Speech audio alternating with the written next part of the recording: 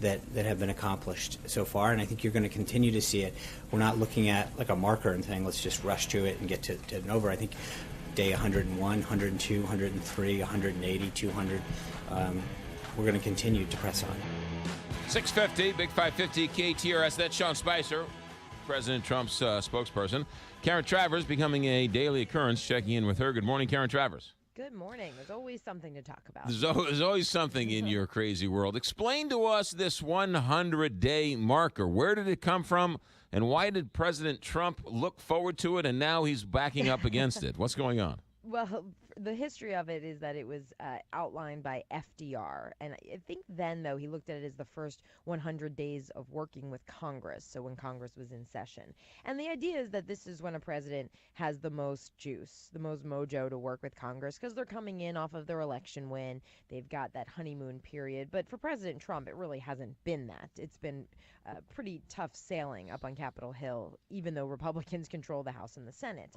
President Trump, as a candidate, outlined this contract with the American voter, laying out all the things he wanted to do in his first 100 days. He used that phrase many times throughout this policy outline. But then he's now calling it a ridiculous standard, saying it's really just the media constructing this. But I got to say, they're certainly embracing it at the same time as they're pushing it away, making a big push this week to talk about the president's accomplishments, his agenda.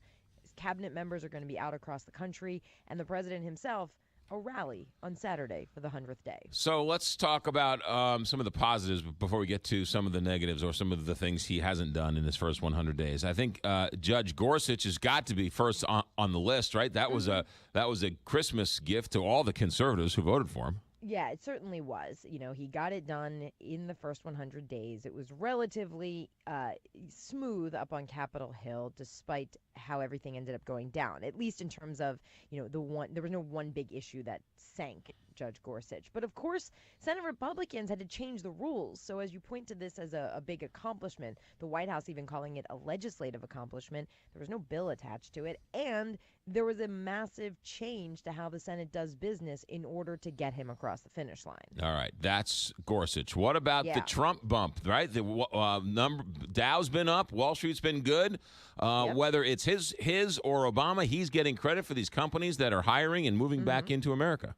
And they're certainly taking credit when there are big gains in the stock market, but then at the same time, when there are questions on bad days, they say we don't want to use that as the barometer of success.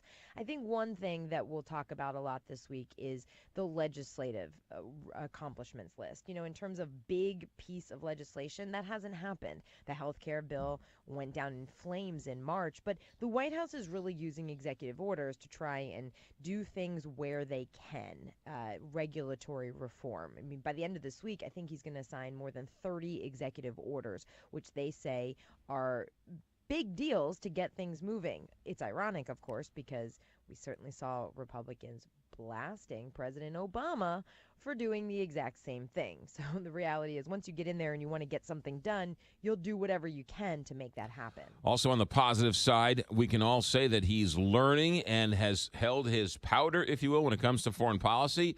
China, the Syria strikes, his reversal on NATO, that is sort of more of the traditional Republican conservative line of thinking. I think there's some in Washington who were in that never Trump camp during the campaign who were saying, let's just kind of wait and see how this is going. The president himself, in an interview ahead of the 100 Days week rollout, was saying that one of the big things that he thinks he's accomplished is building relationships with foreign leaders. That's something he's spent a lot of time on, with phone calls, with many people invited to the White House because of the reality, knowing how critical foreign policy is going to be. And as you say, you know, he's also been willing to say that he's learned. He said that President Xi of China explained to him the complexity of the China-North Korea relationship. Healthcare, he's acknowledged it's far more complicated than he thought. So perhaps those are things that you can say he's willing to listen. So let's talk about some of the negatives. You mentioned healthcare. You mentioned this tax reform. You mentioned the infrastructure bill. It doesn't seem like it's any closer to coming to fruition. Where are we, and what's the holdup here?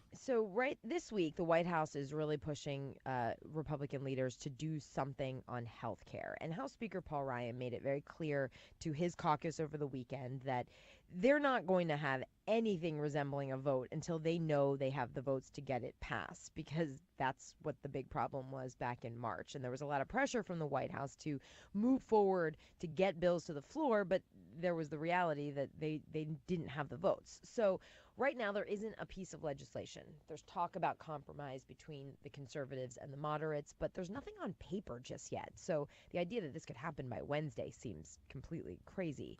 On tax reform, the president's expected to announce a plan on Wednesday, but even his own budget director over the weekend said nobody expects us to have legislative text on Wednesday. These are guiding principles. We'll talk about what he wants to get done, and they still say they want to get this done in the next couple of months, which is still a really quick timeline for it. They still have to fund the government before they do all these other things. How far how close are they to getting that done?